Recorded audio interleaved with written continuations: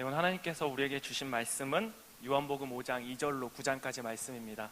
요한복음 5장 2절로 9절까지의 말씀을 저 한 절, 여러분 한 절 같이 교독해서 읽고 마지막 절은 합독해서 읽도록 하겠습니다. 제가 먼저 읽도록 하겠습니다. 예루살렘에 있는 양문 곁에 히브리 말로 베데스다라 하는 못이 있는데 거기 행각 5이 있고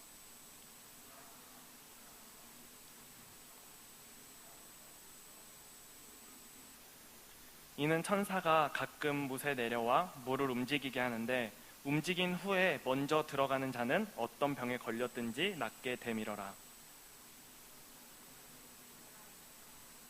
예수께서 그 누운 것을 보시고 병이 벌써 오래된 줄 아시고 이르시되 내가 낫고자 하느냐.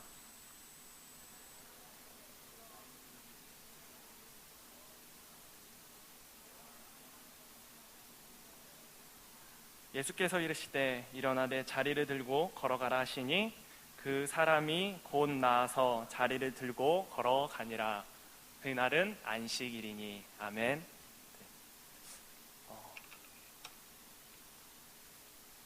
여러분 너무 반갑습니다.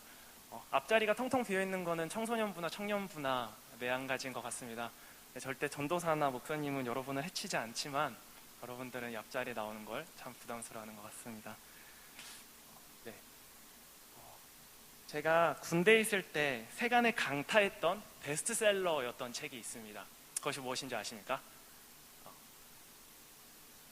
바로 김난도 교수가 쓴 책입니다. 아프니까 청춘이다 라는 책이 제가 군대에 있을 때 세간에 강타했던 아주 유명한 베스트셀러였습니다.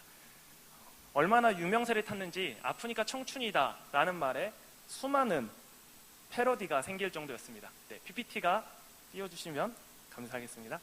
네.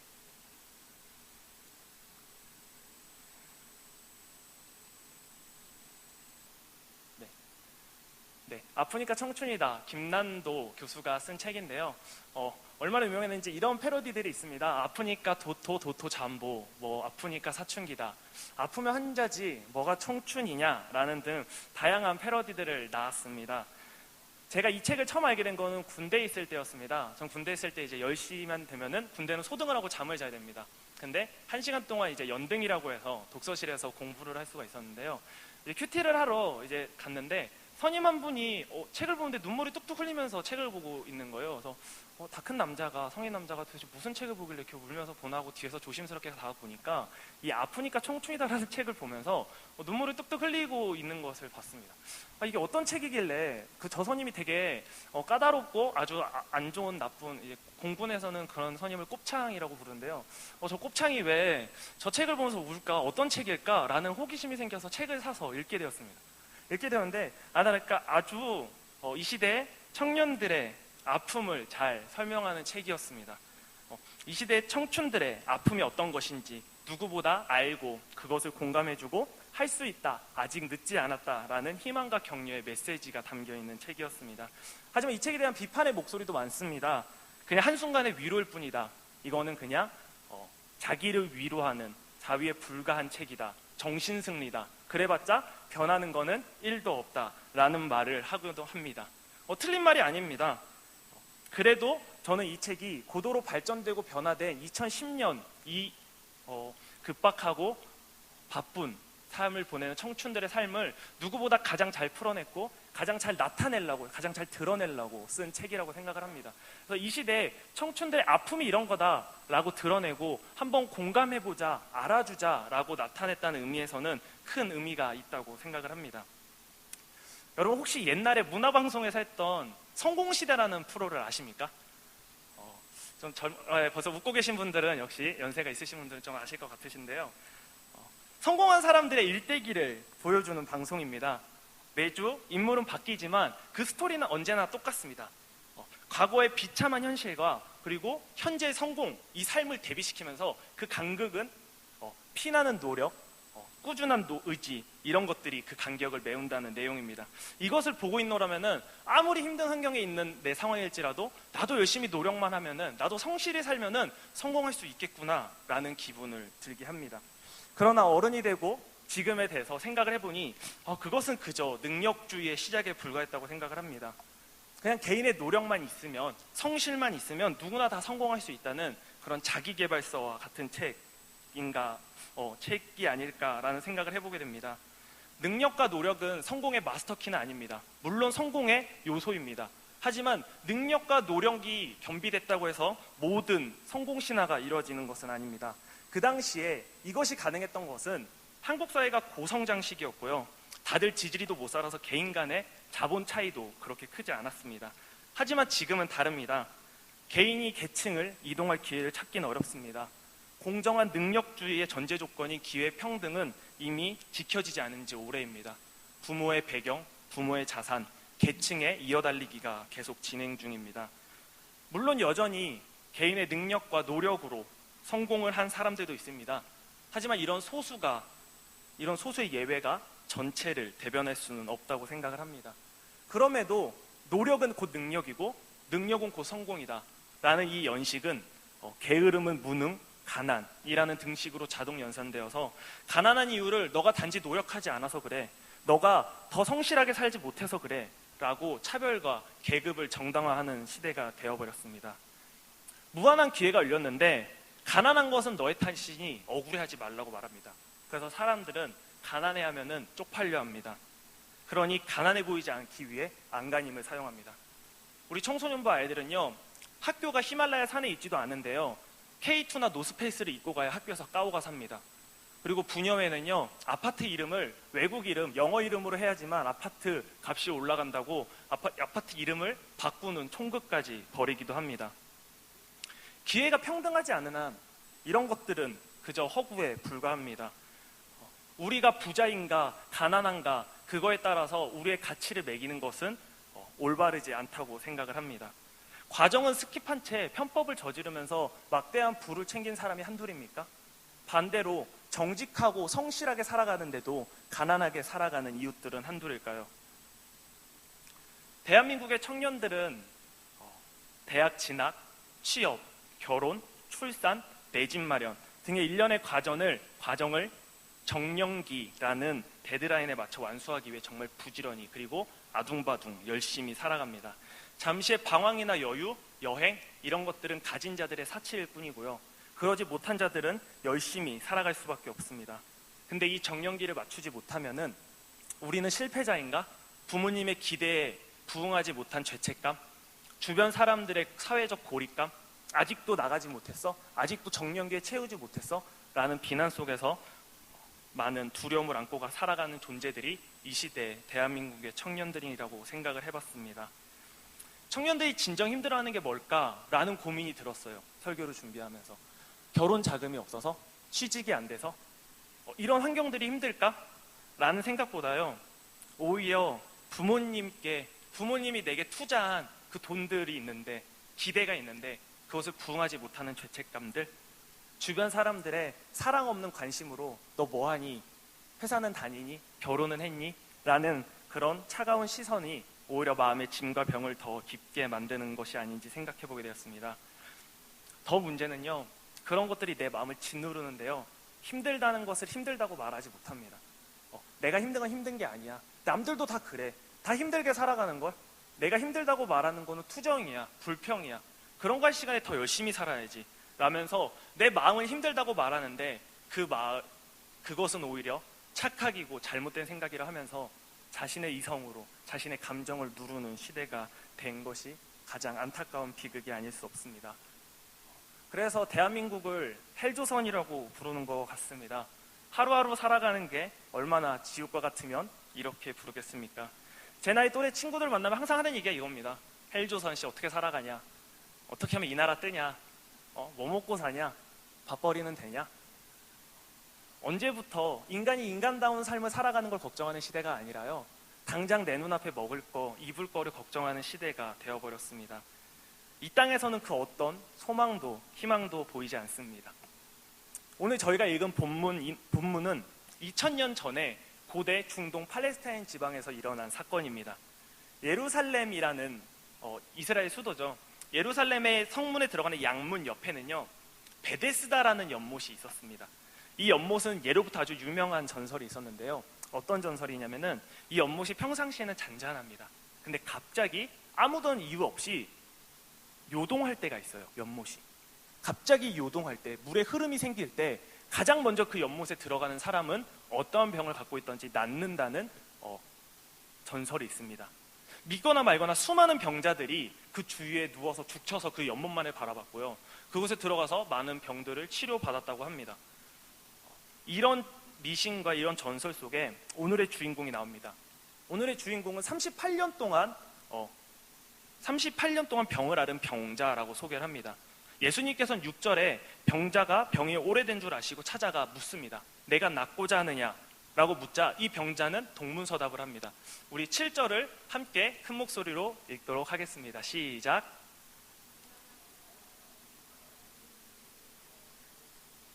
죄송합니다.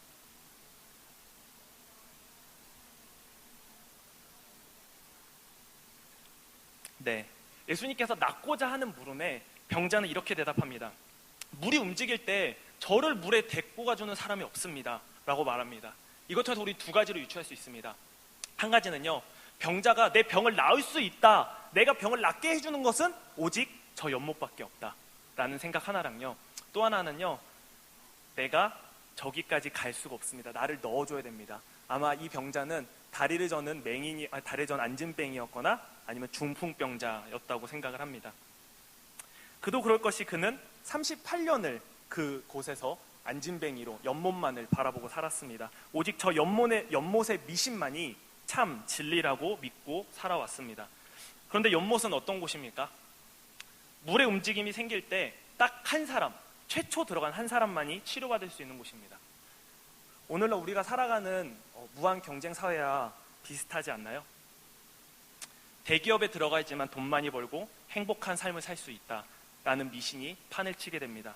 다른 아픈 사람들이 넘쳐나는데요, 그들은 돌아보지 않고 내가 제일 먼저 들어가서 나만 나으면 돼, 내가 들어가지 않으면 나는 도태되고 나는 행복한 삶을 살 수 없고 그냥 안진뱅이로 이렇게 사람들에게 멸시 천대받는 삶으로 그냥 저것만 바라보는 삶으로 살아갈 수밖에 없어 라고 말하는 시대입니다. 오늘 내가 행복할 수 있는 길은 저 길, 오직 저 베데스다 연못 저거밖에 없다라는 미신을 우리에게 지금도 주입시키고 강요합니다. 그렇게 38년을 살아온 이 병자에게 예수님께서 다가가셔서 이렇게 말씀하십니다. 내가 낫고자 하느냐? 일어나 내 자리를 들고 걸어가라. 하시니 그 사람이 곧 일어나서 자리를 들고 걸어가니라. 성경에는요, 블랙 메시지랑 화이트 메시지라는 게 있어요. 블랙 메시지는 성경에 쓰여있는 글이에요.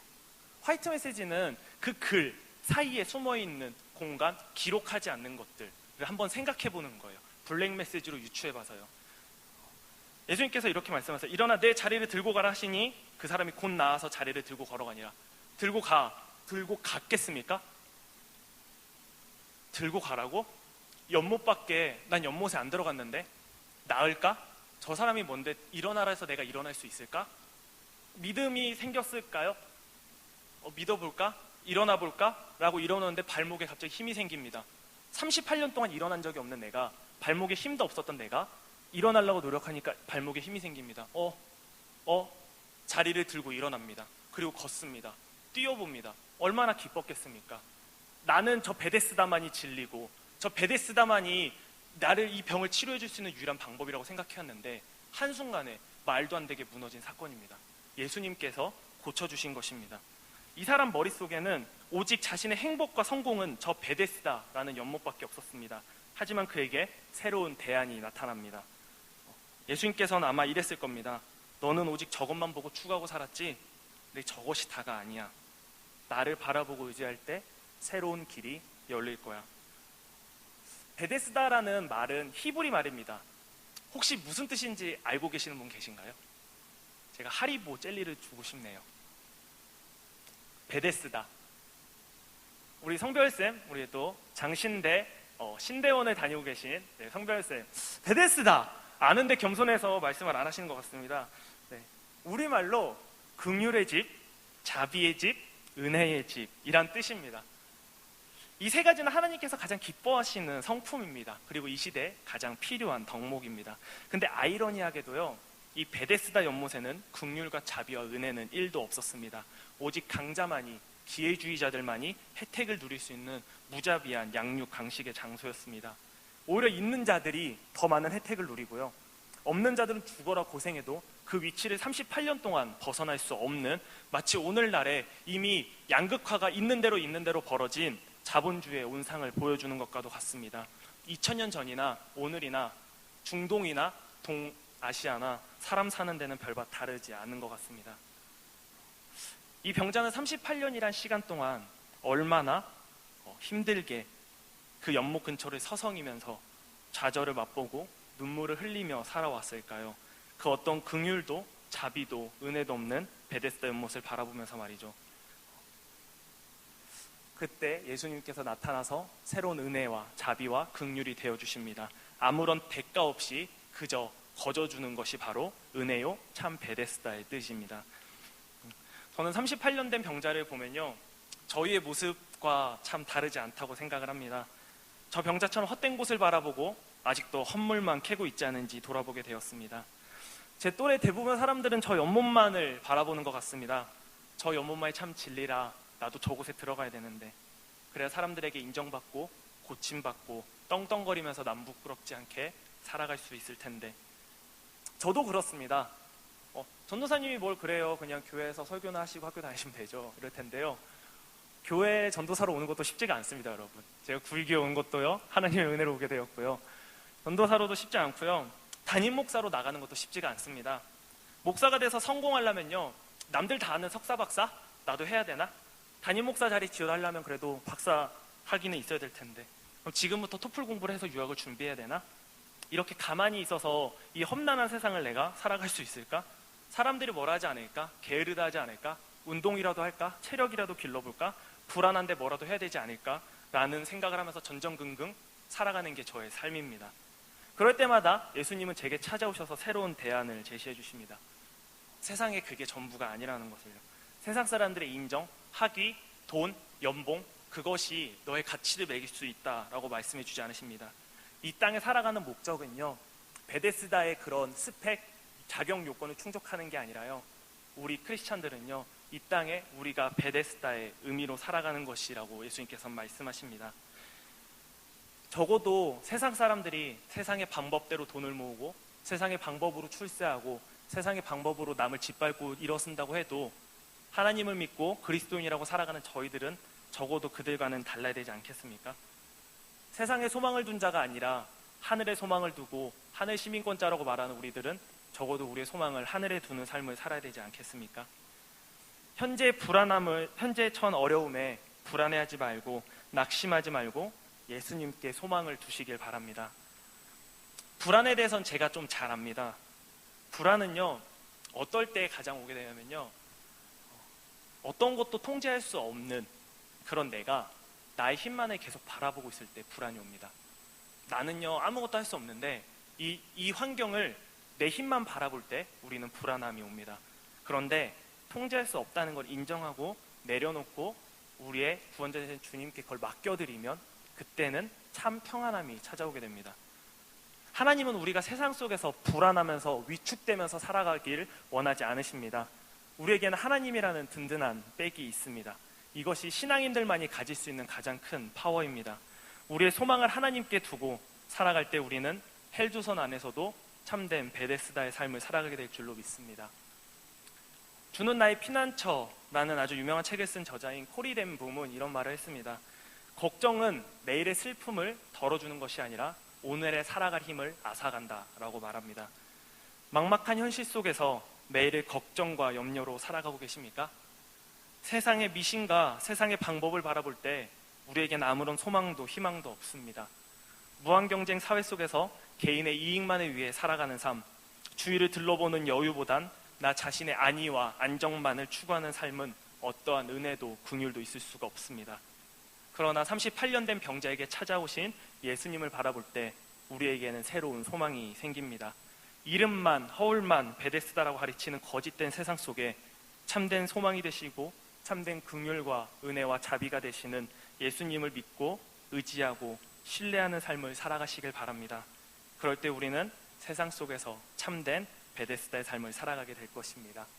우리가 주님께 소망을 둘 때 주님께서는 한량없으신 크신 은혜로 복된 길을 예비하시고 열어주실 것을 믿으시기 바랍니다.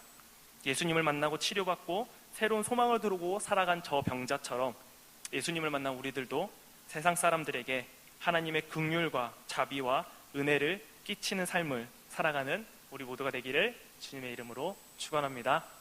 아멘. 네, 우리 함께 주 은혜임을 찬양하시면서 준비한 예물 하나님께 올려드리시겠습니다.